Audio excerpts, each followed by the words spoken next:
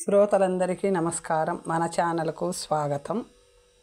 సహస్ర శిరచ్ఛేద అపూర్వ చింతామణి నవల 15వ భాగము. రచన శ్రీ ఇచ్చాపురపు రామచంద్రం గారు. ఉత్తరం చదివి గుండెలు బాదుకున్నాను. నేనెంత నిర్భాగ్యుణ్ణి! బతికి ఉన్నప్పుడే నువ్వు చెప్పినట్లు వినుంటే ఈ ఘోరం జరిగేది కాదు. అంజలి, రాజవంశోద్ధారణ కోసం నీ జీవితం తెల్లవార్చుకున్నావా అంటూ దుఃఖించాను. ఆమె దుర్మరణానికి ప్రజలందరూ విలపించారు. కొన్నాళ్ల వరకు నేను రాజకార్యాలు నిర్వహించలేకపోయాను.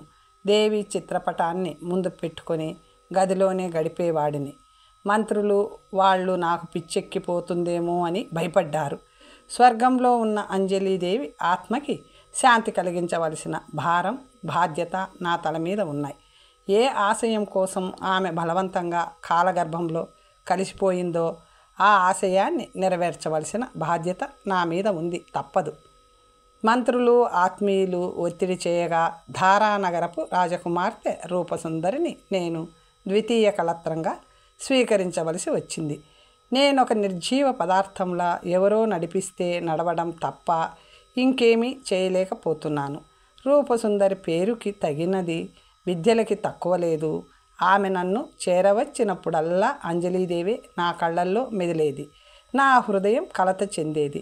భార్యని ప్రేమించి లాలించలేకపోయేవాడిని. కానీ స్వర్గంలోని ఆజ్ఞ గుర్తుకొచ్చి నా మనసులోని చింతను పారద్రోలి రూపసుందరిని దగ్గరగా తీసుకునేవాడిని. ఎవరికోసమో అన్నట్లే తప్ప ఏ పనిలోనూ నాకు ఆసక్తి, ఆనందం ఉండేవి కావు. దినదిన గండంలా ఏడాది గడిచింది. రూపసుందరి గర్భవతి అయింది. పుత్ర సంతానం కలిగింది. తమకి యువరాజు కలిగినందుకు నగర ప్రజల ఆనందోత్సాహాలు మేరలేకపోయింది. నగర ప్రజలు ఆనందం, ఉత్సాహాలకు మేరలేకపోయింది. అంజలి ఆత్మకి శాంతి లభించిందని తృప్తి పడ్డాను. బిడ్డకి అంజలి కుమార్ అని నామకరణం చేయించాను. పుత్రుడు పుట్టడంతో నాలో కొంచెం మార్పు వచ్చిందనుకుంటాను. బిడ్డ పెరిగి 5 ఏళ్ల వాడయ్యాడు. వాడి ఆటపాటలు చూస్తూ, ముద్దు మాటలు వింటూ నేను ఆనందంలో మునిగేవాణ్ణి.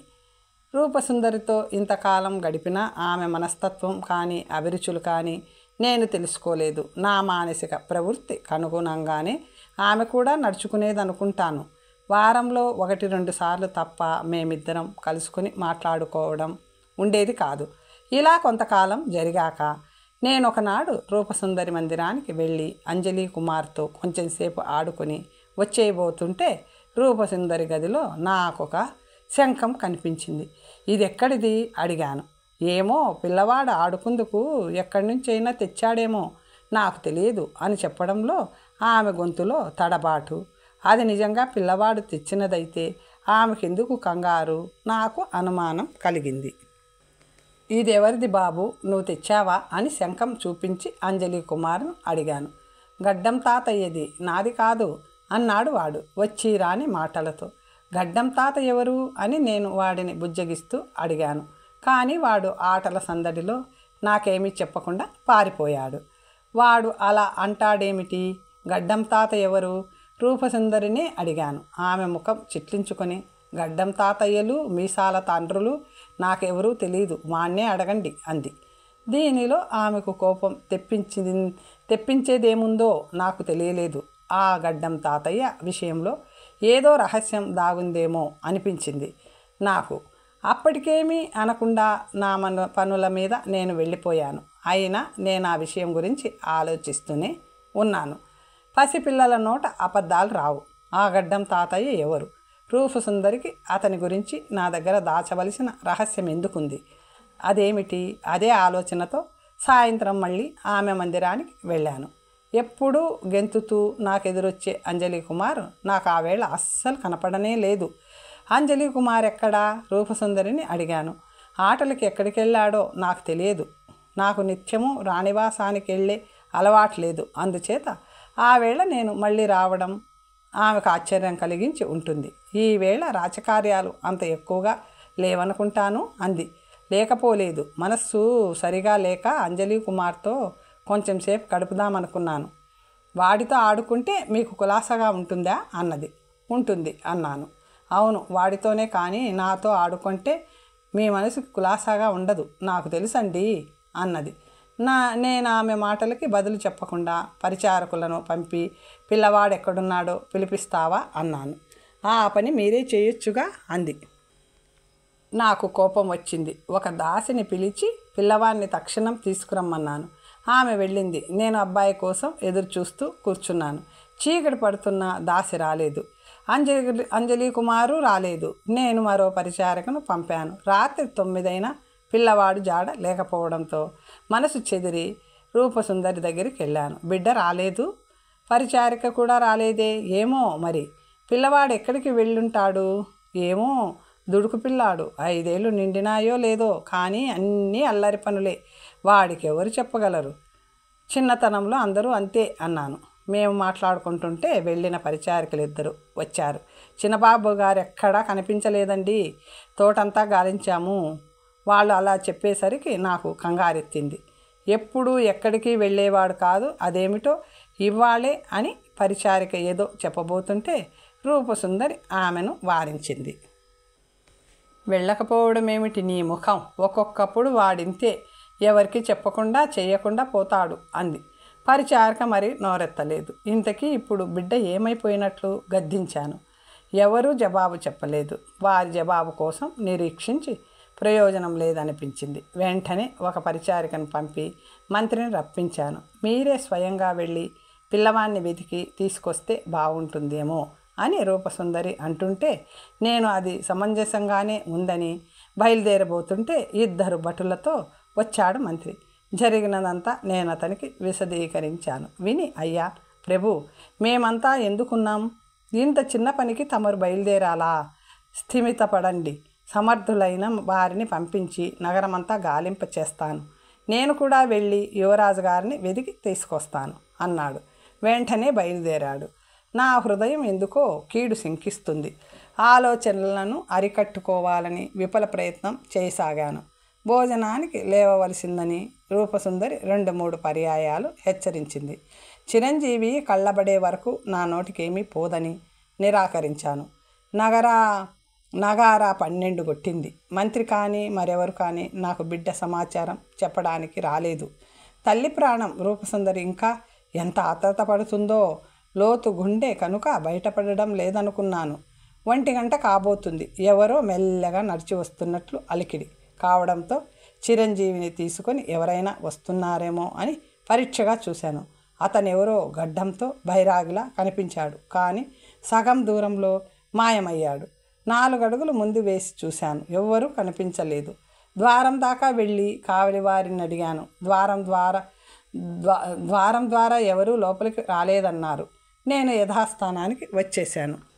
నేను భ్రమపడ్డానా? కాదు, నిజమే. బైరాగి లాంటి వ్యక్తి ఎవరో కనిపించారు. కావలివారు ఎవరూ రాలేదన్నారు. చిరంజీవి కనిపించక నేను అలమటిస్తుంటే మధ్యలో ఈ గొడవేమిటా అని చికాకు వేసింది. కొంచెం సేపటికి మంత్రి రాజభటులచే బంధించబడిన ఒక బైరాగిని తెచ్చి నా సమక్షంలో నిలబడ్డాడు. ఆ బైరాగి నాకు ఇందాక కనిపించినవాడే. ప్రభు, 100 మంది భటులతో నగరమంతా గాలించిన రాజకుమారుడు జాడ ఏమీ తెలియలేదు. వెదకడంలో లోపమేమీ లేదు. ఇంకా వెదకడం అనవసరం. ఇదిగో ఈ బైరాగి రాణివాసపు గోడ దూకుతుండగా రాజభటులు బంధించారు. వీడెవడో కపట బైరాగిలా ఉన్నాడు. చిరంజీవి కనపడకపోవడానికి వీడికి ఏదో సంబంధమండి ఉండి తీరుతుంది కనుక వీడిని వదలకూడదు అన్నాడు మంత్రి. నాకు అలాగే అనిపించింది. ఇంతకు మునుపు లోపలికి రాబోయి నన్ను చూసి పారిపోయి గోడ దూకి పరారవుదామనుకుని ఉంటాడు. అది చూసి రాజభటులు బంధించి ఉంటారు. ఉదయమే శంఖం కనిపించింది. చిరంజీవి అది గడ్డం తాతయ్యది అన్నాడు. చూడబోతే ఇవన్నీ ఒకదానికొకటి సంబంధం కలివిగా తోస్తున్నాయి. ఎవరు నువ్వు? మా చిరంజీవి సమాచారం నీకేమైనా తెలుసునా అడిగాను. ఆ బైరాగి కళ్ళు మూసుకొని, జై శంకర, సర్వసంగ పరిత్యాగం చేసిన భైరవాగులం, మాకేమీ తెలియదు అన్నాడు. అయితే రాణివాసపు గోడ దూకవలసిన అవసరం నీకేం కలిగింది? తీవ్రమైన స్వరంతో అడిగాడు మంత్రి. మేము దూకలేదు. దూకినవాడు దూకించినవాడు ఆ జై శంకర్ పరమాత్మ. అతనలా అంటున్నప్పుడు నేను అతని చేతిలో శంఖం చూశాను. నేను ఉదయం చూసినది అదే. మంత్రి ఆ శంఖాన్నే నేను ఉదయం రూపసుందరి గదిలో చూశాను. చిరంజీవిని అడిగితే గడ్డం తాతయ్యదన్నాడు. ఆ గడ్డం తాతయ్య వీడే అయి ఉంటాడు అన్నాను నేను. ఇదంతా ఏదో రహస్యంతో కూడుకున్న విషయం. ప్రభువులు క్షమించాలి. నేనిప్పుడు రూపసుందరి మహారాణి గారిని బంధించవలసి ఉంది అని మంత్రి అనేసరికి, మంత్రి, ఈ రాజ్యంలో నీ ఆజ్ఞలకు ఎప్పుడైనా అడ్డుందా అన్నాను. తక్షణమే మంత్రి భటులకి దాసీలకి సౌజ్ఞ చేశాడు. వారు వెళ్ళి రూపసుందరిని బంధించి తీసుకువచ్చారు. ప్రభు, మీకు ఇల్లాలినై వచ్చినందుకు మీ సమక్షంలోనే నాకింత అవమానమా అని రూపసుందరి నన్ను అడిగింది. కానీ నేనేమీ అనకుండా మంత్రి వైపు చూశాను. దేవి, మీరు అడగవలసినవి నన్ను అడగండి. ప్రభువులిప్పుడు కర్తవ్యం తెలియని పరిస్థితుల్లో ఉన్నారు అన్నాడు మంత్రి. నేనేం నేరం చేశానని? క్షణకాలం ఓపిక పట్టండి. మీరు తప్పు చేయలేదని తేలితే మా పొరపాటుకు క్షమాపణ కోరుతాం, మిమ్మల్ని వదిలేస్తాం. దయచేసి నేను అడిగే ప్రశ్నలకి జవాబులు చెప్పండి అన్నాడు మంత్రి. ఈ వైరాగితో మీకు పరిచయం ఉందా? ఉంది. ఎలా? నాకు ఉపదేశాలు చేయడానికి గురువుగా ఏర్పాటు చేసుకున్నాను. ఎంతకాలం నుంచి? సుమారు 1 సంవత్సరం నుంచి. ప్రభువులకు ఆ విషయం చెప్పారా? లేదు. ఎందువల్ల? అది వారికి సంబంధం లేని విషయం కనుక. ప్రభువులు ఈ ఉదయం మీ గదిలో ఈ బైరాగి శంఖాన్నే కదా చూశారు? అవును. వారు అడిగినప్పుడు యథార్థం ఎందుకు చెప్పలేదు? ఈ బైరాగి వల్ల నేను ఉపదేశాలు పొందడం వారికి ఇష్టం ఉండదేమోనని మీకు అలాంటి అనుమానం ఎందుకు కలిగింది? ఆమె జవాబు చెప్పలేదు. మంత్రి బైరాగి వైపు తిరిగాడు. నువ్వు రాణిగారి అంతఃపురానికి అప్పుడప్పుడు వస్తుంటావా అన్నాడు. నేనెవర్ని? వచ్చేవాడు రానిచ్చేవాడు సర్వం జయశంకర్. రహస్యంగానా బహిరంగంగానా అన్నాడు. తెలియనంత వరకు రహస్యం, తెలిసిన తర్వాత అంతా బట్టబయలే. శూన్యంలోనే పరంజ్యోతి, అదే పరిపూర్ణం. మంత్రి కోపం పట్టలేకపోయాడు. భటులకి సంజ్ఞ చేశాడు. వారు బైరాగి కాళ్ళు చేతులు కట్టి తోట కొరడాతో వీపు చిట్లిపోయేలా కొట్టసాగారు. నిజం చెప్పే వరకు నీ గతి ఇంతే. ఇనప కడ్డీలు ఎర్రగా కాల్చి వీడి వీపు మీద వాతలు పెట్టండి అని మంత్రి కొందరు భటులను ఆజ్ఞాపించాడు. దెబ్బలతోనే జంకిపోయిన బైరాగి ఆ మాటలకి మరింత బెదిరిపోయి, నన్ను కొట్టకండి, నిజం చెప్పేస్తాను అన్నాడు హీన స్వరంతో. శిక్ష ఆపారు. బైరాగి ఇలా చెప్పసాగాడు. నేను హిమాలయ ప్రాంతాలు తిరిగి మూలికా సేవనం వల్ల కాయకల్ప సిద్ధిని పొందిన కామకుణ్ణి. కొందరు సన్యాసులు సహవాసం చేసి మాంత్రిక బలం కూడా పొందిన వాణ్ణి. నా మాంత్రిక శక్తుల్ని ఒక త్రిశూలానికి ఆవహింపచేసి దానితో ఎక్కడెక్కడా లేని అందగత్తెలను రాజకుమార్తెలను చెరపట్టి నా కామతృష్ణ తీర్చుకునేవాణ్ణి. ఈ విధంగా నా ప్రతిభ చాలా కాలం వెలిగింది. ఒకప్పుడు మహానగరాధీశుడైన చంద్రసేన మహారాజు సతి నిర్మలాదేవిని చెరపట్టగా ఆ రాజకుమారుడు శ్రీవేషం ధరించి నన్ను మోసం చేసి నా త్రిశూలం అపహరించి నన్ను కొట్టి తరిమేశాడు. నా త్రిశూలం కనుక ఉన్నట్లయితే మీరు కాదు, మిమ్మల్ని పుట్టించిన వారు కూడా నన్నేమీ చేయలేరు. అది లేకపోవడం వల్ల నేనుత్త సామాన్యుడినైపోయాను. అయినప్పటికీ నాలోని కామతృష్ణ అంతరించలేదు. కేవలం తెలివిని ఉపయోగించి లభ్యమైన స్త్రీలతో భోగిస్తున్నాను. ఇలా ఉండగా భిక్షకై వచ్చిన నేను రూపసుందరిని చూడడం జరిగింది. ఆమె సౌందర్యానికి ముగ్ధుడిని అయ్యాను. ఆమెను అనుభవించాలని కోరిక పుట్టింది. నేను మహత్తుగల వైరాగినని ఆమె నన్ను ఆహ్వానించింది. నన్ను కొన్ని ప్రశ్నలు అడిగింది. తరువాత నీ భర్త ఎల్లప్పుడూ చనిపోయిన తన మొదటి భార్య అంజలీదేవిని మనసులో పెట్టుకుంటాడు. అందువల్ల భర్త సౌఖ్యం మితంగానే కలుగుతుంది అని నేను ఆమెకు విశ్వాసం కలిగేలా చెప్పాను. ఆ రోజు మొదలుకొని నన్ను ఆమె ఒక మందిరానికి రహస్యంగా రావాల్సిందిగా కోరింది. నేను రాసాగాను. క్రమంగా నేను ఆమెను వశం చేసుకుని నా వాంఛలను తీర్చుకోవడానికి ఎక్కువ శ్రమపడలేదు. ఆమె నన్ను వదిలిపెట్టలేని పరిస్థితి కూడా ఏర్పడింది. ఇప్పటికి సంవత్సరం పైనుంచి మా ఇద్దరి సంబంధము అవిచ్ఛిన్నంగా సాగిపోతుంది. ఈవేళ కర్మవశాత్తు పట్టుబడవలసి వచ్చింది. రూపసుందరి తలదించుకుంది. నేను తలదించుకోవడమే కాక నేలకేసి కొట్టుకు చావవలసిన పరిస్థితి కదా. మంత్రి అడిగాడు. అయితే చిరంజీవి అంజలి కుమార్ ఏమైనట్లు? ఆ విషయం మాత్రం నాకు తెలియదు. నేను రోజు రాత్రి 1 ప్రాంతానికి రాణివాసపు గోడ దూకి లోపల ప్రవేశిస్తుంటాను. అప్పటికి రాజకుమారుడు గాఢ నిద్రలో ఉంటాడు. ఈ మధ్యనే 1-2 సార్లు ఆ సమయంలో ఆ బిడ్డ నిద్ర మేల్కోవడం, నన్ను చూసి ఆ గడ్డం తాత ఎవరమ్మా అని తల్లిని అడగడము జరిగింది. ఆమె వాడిని కొట్టి నిద్రపుచ్చి నా దగ్గరకు రావడం జరిగింది. గత రాత్రి కూడా అలాగే జరిగింది. నేను పోతూ శంఖం అక్కడ మర్చిపోయాను. మళ్ళీ వచ్చి తీసుకెళ్ళాను. నన్ను కొట్టినా, కాల్చినా, చంపినా నా నుంచి ఇంతకంటే వివరాలు రావు. ఎందుకంటే నాకే తెలియవు. బైరాగి మాటలను నేను, మంత్రి కూడా నమ్మాం. చిరంజీవి సమాచారం వాడికి తెలియదనే నిర్ధారించుకున్నాం. దేవి, ఇప్పుడు తేలవలసింది ఒక్క చిరంజీవి విషయం మాత్రమే. అదే అతి ముఖ్యమైనది. బైరాగికి పట్టిన గతి నీకు పట్టకముందే మీకు తెలిసినది చెప్పేయండి అని మంత్రి రూపసుందరిని హెచ్చరించాడు. చిరంజీవి విషయం నాకు తెలియదు ప్రభు. ఈ పాపులిద్దరినీ కారాగృహంలో వేయడానికి అనుజ్ఞ ఇవ్వండి. అంతేనా మంత్రి? ఇంకా పెద్ద శిక్ష విధిస్తావనుకున్నాను అన్నాను. ప్రస్తుతానికి జరగవలసింది ఇంతే.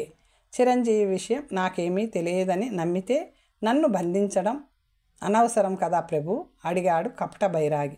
నువ్వు చేసిన ఇతర నేరాలలో వాటిలో నా అపరాధం అట్టే లేదు. దేవి నన్ను ఆహ్వానించి తనంత తాను వశమైపోయినప్పుడు నన్ను శిక్షించడం అన్యాయం. బైరాగి మాటలు నిజమే అనిపించాయి నాకు. చిరంజీవి విషయం నీకు తెలియదని ఖచ్చితంగా తేలితే నీ విడుదల గురించి ఆలోచిస్తాం. అంతవరకు నువ్వు కూడా కారాగృహంలో ఉండి తీరవలసిందే అని బైరాగికి చెప్పి, మంత్రి ఈ ఇద్దరిని విడివిడిగా బంధించండి అన్నాను. భటులు బైరాగిని, రూపసుందరిని తీసుకుపోయారు. మంత్రి నా బిడ్డ ఏమైనట్లు? ఆ కుత్సితురాలు చెడిపోయినందుకు నాకు విచారం లేదు. నా బిడ్డని ఎవరో ఏమో చేశారు. నా చిరంజీవి లేకపోతే నేను బతకలేను. అంజలి ఈ సంతానం కోసమే బతుకుని బలిచ్చింది. నా బిడ్డకి నాకెలా దొరుకుతాడు అని నేను మంత్రిని తొందర చేయసాగాను. ప్రభు, కొంచెం శాంతం వహించండి. అంతఃపుర రహస్యాలను కొన్నింటిని ఛేదించాలి కదా. చిరంజీవి విషయం బయటపడుతుంది అన్నాడు అతను. ఎలా బయటపడుతుంది? నాకు తల తిరిగిపోతుంది. నిద్రాహారాలు లేక కళ్ళు చిరిగిపోతున్నాయి అన్నాను. విశ్రాంతి తీసుకోండి అంటూ నన్ను పాన్పు మీద పరుండ చేశాడు. నేను దగ్గరలో ఉన్న అంజలి చిత్రపటం వైపు దృష్టి మళ్లించాను. అదే గోడలో పక్కనే ఉన్న బీరువా సందులో నుంచి కారిన ఎర్రటి ద్రవమేదో తెల్లటి గోడపై చారికలు కట్టి కనిపించింది. మంత్రి బీరువా కింద గోడకి అదేమిటి చూడు. మంత్రి దగ్గరగా వెళ్ళి ముట్టుకొని చూశాడు. రక్తం ప్రభు, రక్తం అని కెవ్వున అరిచాడు. నా గుండె ఆగిపోయినట్లయింది. మంత్రి బీరువా తలుపు తెరవాలని ప్రయత్నించాడు. కానీ అది బలమైన తాళంతో బిగించబడి ఉండడం వలన తెరవడం సాధ్యం కాలేదు. అది రూపసుందరి బట్టల బీరువా. దాని తాళాలు ఆమె దగ్గరే ఉంటాయి. ఆ తాళాల కోసం మందిరమంతా గాలించిన అవి కనిపించలేదు. తాళం బద్దల కొట్టి లోపలేముందో త్వరగా చూడు మంత్రి అన్నాను నేను. మంత్రి ఏవో పనిముట్లు తెచ్చి తానే తాళాలు పగలగొట్టి బీరువా తెరిచాడు. గుడ్డల మధ్యలో రక్తపు మూట. నా ఒళ్ళు నిలవలేదు. లేచి కూర్చున్నాను. మంత్రి మూట విప్పేసరికి అబ్బా భరించలేకపోయాను. నా చిరంజీవి తల, కాళ్ళు, చేతులు ఖండాలుగా నరకబడి మంత్రి శరీరం వణికింది. నా కళ్ళు చీకట్లు కమ్మాయి. దారుణం, మహాఘోరం. అయ్యో అంజలి కుమారా, బిడ్డా అని అక్కడి అనుచరుడు గోడున ఏడవడం మొదలుపెట్టాడు. నా పరిస్థితి నేను చెప్పలేను. ఆ శిరస్సు, చేతులు, కాళ్ళ ముక్కలనే ఎత్తి హృదయానికి హత్తుకున్నాను. నా తండ్రి, నిన్నిలా ఖండించడానికి ఆ రాక్షసికి చేతులు ఎలా వచ్చాయో? ప్రియుడి వ్యామోహంలో పడి తన రహస్యాన్ని నువ్వెక్కడ వెల్లడి చేస్తావో అని ఇంత దారుణానికి ఒడికట్టిందా? అయ్యో బిడ్డా, నువ్వు ఆ పాపిష్టి గర్భాన ఎందుకు పుట్టావురా? కామాంధులు కన్నవారిని కడుపు తీపిని మరిచి బిడ్డలనే కోసుకుంటారా? అంజలి చనిపోయిన బిడ్డ మీద ఆశ వల్ల బతుకుతూ వచ్చాను. ఆ ఆశ తీరిపోయింది. మంత్రివి, నా ప్రాణాలు త్వరగా పోయే సలహా ఇచ్చి నాకే బాధ లేకుండా చెయ్యి, నీకు పుణ్యం ఉంటుంది అని నేను స్త్రీ కంటే హీనంగా ఏడుస్తుంటే మంత్రి నా చేతిలోని మాంసఖండాలను తీసి మళ్ళీ మూట కట్టి, ప్రభు సర్వజ్ఞులైన మీరు ఇంతగా వాపోకూడదు. ప్రతి జీవికి విధికృతమనేది ఒకటి ఉంటుంది. దానిని దాటడం దేవతలకే శక్యం కాదు. మానవ మాత్రులం మనమెంత? దేవి అంజలిని ఎవరు హత్య చేశారు? తనని తానే అంతం చేసుకుంది. దానికి బాధ్యులెవరు? దండించబడవలసిన వారెవరు? అది ఆమె విధికృతం. విధికృతానికి వాపోవడం విఘ్నులకు ఉచితం కాదు అని చెప్పేసరికి నాకు కొంచెం కళ్ళు విడినట్లు అనిపించింది. ఇలాంటి పరిస్థితుల్లో కర్మ సిద్ధాంతం హృదయానికి ఊరట కలిగిస్తుంది. మంత్రి యుక్తిగా చెప్పిన మాటలు నన్నప్పటికీ దుఃఖ సముద్రం నుంచి ఒడ్డున పడేశాయి. లేకపోతే పిచ్చివాడినే అయ్యేవాడినో, ఆత్మహత్య చేసుకునేవాడినో. అంత దారుణం చేసిన ఆ నారీ పిశాచి రూపసుందరిని శిక్ష లేకుండా వదలడం నా ఉద్దేశం కాదు. మంత్రి సలహాను అనుసరించి మర్నాడే ప్రత్యేక సభ ఏర్పాటు చేయించి ప్రముఖులని, న్యాయవేత్తలని, మంత్రులని రప్పించి రూపసుందరిని, దొంగ బైరాగిని హాజరుపరిచి విచారణ జరిపించాను. వాళ్ళందరూ జరిగిన దానికి నిర్వీర్ణులయ్యారు. రూపసుందరి కుక్క బుద్ధిని, కుచితుడైన భైరాగిని నిందించని వారు లేరు, శపించని వారు లేరు. ఆ దుర్మార్గులిద్దరికీ మరణదండనే తగినదని మొదట అన్నాను. కానీ రూపసుందరి ప్రోద్బలం వల్లనే తానటువంటి నీచ కార్యం చేయవలసి వచ్చిందని సభకి నచ్చచెప్పడం వల్ల, చిరంజీవి హత్యతో వాడికి ఎటువంటి సంబంధం లేకపోవడం వల్ల వాడు మళ్ళీ సీమనగరపు పొలిమేరలలోకి రాకుండా ఉండే షరత్తు మీద భైరాగిని విడుదల చేశారు. కామంతో కైపెక్కి కన్న కొడుకుని సైతం చేతులారా నరికిన పాపి రూపసుందరి బతికుండే నరకబాధలు అనుభవించాలని నా కోరిక, మంత్రి కోరిక. అందుచేత ఆమెకు యావజ్జీవ కారాగారవాస శిక్ష విధింపబడింది. శిక్షాకాలంలో రోజుకొకసారి ఉప్పు లేని గంజిని ఆహారంగా ఇవ్వడం చూడవచ్చిన వారందరూ ఆమె ముఖాన ఉమ్మడం, ఇది ఆమెకి శిక్ష. ఏదేమైనా నా బిడ్డ నాకు తిరిగి రాలేడు. బతికినంతకాలం బిడ్డ కోసం ఏడవలసిందే. విజయ్ కుమార, నా విషాదగాథ విన్నావు కదా. నా కుటుంబ విచ్ఛిన్నతికి కారకుడు, నా వంశాంకురాన్ని కూకిటి వేళ్లతో కూలదోసిన ద్రోహి, నా చావును కోరుతున్నవాడు అయిన ఆ బైరాగిని ఆనాడు దయతలిచి వదలడమే తప్పయింది. ఇక ఉపేక్ష చేయను. రాజకుమార, బయలుదేరు. నా కత్తికి వాడి తలని బలిస్తే కానీ నాకు తృప్తి లేదు. ప్రభు, తమరు కొంచెం శాంతం వహించండి. నేను కొద్ది కాలంలోనే మిగిలిన 2 ప్రశ్నలకి కూడా జవాబులు తెలుసుకొని మీ నగరం వస్తాను. అప్పుడు మనం కుండిన నగరం పోయి ఆ కపట బైరాగి అణచవచ్చు. మిగిలిన ప్రశ్నలకి కూడా జవాబులు తెలుసుకుంటే కానీ నా కార్యం పూర్తవ్వదు. అప్పుడు కానీ చింతామణి గర్వం అణిచి వారిచే జరిపించబడుతున్న హింసాకాండని అరికట్టలేను అన్నాడు విజయుడు వినయంగా. రాజకుమార, నువ్వంత శ్రమపడి రాజలోకానికి మేలు జరపడానికి ప్రయత్నిస్తుంటే నేను విఘ్నం కలిగిస్తానా? మానవ మాతృలకు సాధ్యం కాని పనికి పూనుకున్న నీకు విజయం కలుగుగాక. నాలాంటి జీవోత్సవం వల్ల ఏమవుతుంది? అయితే సీమ నగరానికి మీ అనంతరం సింహాసన ఎవరు ప్రభు? దేవుడే. త్యాగదన మహారాజో అతని సంతతో నా సింహాసనాన్ని ఆక్రమించుకోవచ్చు.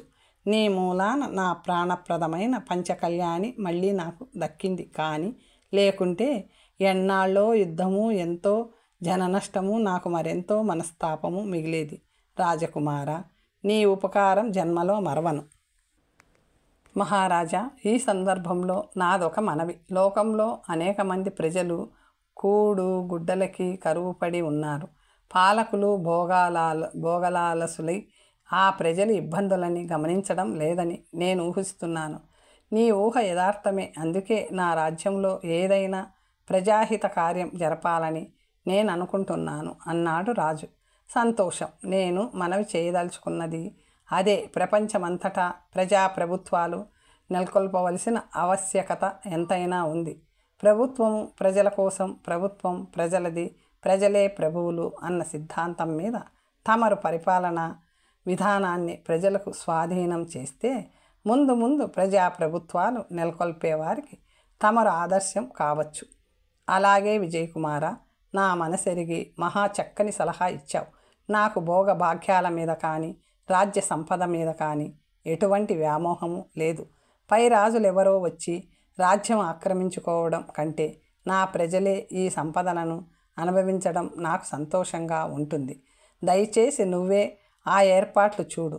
ఈరోజే నా చేత ఒక వేలునామాని రాయించి ప్రజాప్రభుత్వం ప్రకటన చేయించు. ఇది నాకు మరో మహోపకారం కాగలదు. విజయకుమారుడు మంత్రులని రాజ ఉద్యోగుల్ని పిలిపించి మహారాజు యొక్క సత్సంకల్పం వారికి ఎరుకపరిచి తపోధన మహారాజు చేత వీలునామా రాయించి ప్రజాప్రభుత్వం ప్రకటన చేశాడు. దానితో నగర ప్రజల ఆనందానికి హద్దులు లేకపోయాయి. విజయకుమారుడిని ప్రభువుని ప్రజలు ఎంతో కొనియాడారు. ప్రజాప్రభుత్వం దినం కోసం వేడుకలు ఉత్సవాలు జరిపించారు. ప్రభుత్వ దినం కోసం ఉత్సవాలు జరిపించారు. మరో 2 రోజులుండి తాను పోదలిచిన వాలపట్నం గురించి మహారాజును అడగ్గా అతను ఆ పేరైనా విని ఉండలేదన్నాడు. వాలనగరం గురించి కానీ యాభనగరం గురించి కానీ తనకేమీ తెలియదని విచారిస్తూ చెప్పాడు. ఆ 2 నగరాల గురించే రాజుకే కాక అక్కడి ఎవ్వరికీ తెలియకపోవడం విజయుడు దేవుడు చూపిన దారి వెంట పోసాగాడు. సాహసే లక్ష్మి అన్న సూత్రమే అతనికి ఆశ ఆధారం. ఆ వేళకి నగర సరిహద్దులు దాటి హారావళి కనుమ మార్గం ద్వారా కాక దానికి ఎదురుగా ఉన్న దక్షిణపు దిక్కుగా బయలుదేరాడు. 10-15 అమడలు వెళ్ళాక తోవకడ్డంగా ఒక ఏరు పారసాగింది. దానిని దాటే ఉపాయం తోచక అతని దిక్కులు చూస్తూ నిల్చున్నాడు. ప్రవాహం మధ్యలో నావికుడు, తాళ్ళు, తెడ్లు ఏమీ లేని నావ ఒకటి కనిపించి అతనికి చాలా ఆశ్చర్యం వేసింది. ఆ నావ ఎందుకలా అక్కడ తేలుతుంది? దానివల్ల ఎవరికి ఏం ప్రయోజనం? లంగరు వేయబడిందేమో అనుకుందుకు ప్రవాహం మధ్యలో ఎవరు లంగరు వేయరు. ఏదేమైనా తాను ఏరు దాటాలి కదా అని ఏటిలో దిగాడు. నీరు చీలమండలం దాటి పైకి రాలేదు. నావ వరకు నడిచాడు. దానిని తోసి కదిలించబోయాడు. అప్పుడు అర్థమైంది అతనికి. నావ ఇసుకలో కూరుకుపోయి ఎటూ కదలని పరిస్థితి కలిగింది. కనుకనే అలా ఉందని. అతను అవతలి ఒడ్డు చేరి మరికొన్ని యోజనాలు నడిచాక దట్టమైన అడవి తగిలింది. అతను ఆ అడవిలో పోతూ ఉంటే కొందరు స్త్రీ పురుషులు ఏకకంఠంతో ఏడుస్తున్న రోద వినిపించింది. క్రమంగా ఆ రోదన ధ్వని తనకి దగ్గరైంది. అతను వారిని కలుసుకున్నాడు. స్త్రీ పురుషులు కలిసి 10 మంది 20 ఏళ్ల వయసు గల ఒక యువకుణ్ణి నడిపించి తీసుకొస్తున్నారు. అదేమీ విజయుడికి అర్థం కాలేదు. వారినే అడిగాడు. వారిలో ఒక వృద్ధురాలు మరింత బిగ్గరగా ఏడుస్తూ, అయ్యో, ఏం చెప్పేది నాయనా, మా నగరానికి ఒక మహాప్రళయం దాపురించింది. అందుకే నగరమంతా తరలిపోతుంది. అంటే ప్రళయం అంటే నగరమంతటికీ విపత్తు సంభవిస్తే మీ 10 మందే ఇలా దుఃఖిస్తున్నారేం? అడిగాడు విజయుడు. అయ్యో నాయనా, ప్రళయం అంటే నిప్పో నీరో కాదు, వాన కాదు. అదో మహారాక్షసి ఒకనాడు మా నగరం మీద పడి ప్రజలందరినీ మింగేస్తుంటే మా రాజు దానిని చేరి ఒక్క రోజులోనే నగరమంతటిని ధ్వంసం చేస్తే మర్నాటికి నీకేమీ ఉండదు. కనుక రోజుకొకరిని చొప్పున నీకు ఆహారంగా పంపుతాను. అలా అయితే నువ్వు చాలా కాలం మా నగరం వల్ల జీవించవచ్చు అని చెప్పగా రాక్షసి అంగీకరించి నా నివాసమైన ఈ అడవిలోకి రోజుకొకరిని పంపుతుంది. ఆ ఏర్పాటు ప్రకారం మాలో రోజుకొకరు వెళ్ళి రాక్షసికి ఆహారం అవ్వవలసిందని రాజు ఆజ్ఞాపించాడు. నెల నాళ్ల నుంచి ఇది ప్రారంభమైంది. ఈరోజు నా కుమారుడైన ఈ యువకుడు పోవలసిన వంతు వచ్చింది. వీడు నాకు ఏకైక పుత్రుడు. ఆ రాక్షసికి బలి కావాల్సి వస్తుందని తీసుకుపోతున్నాం.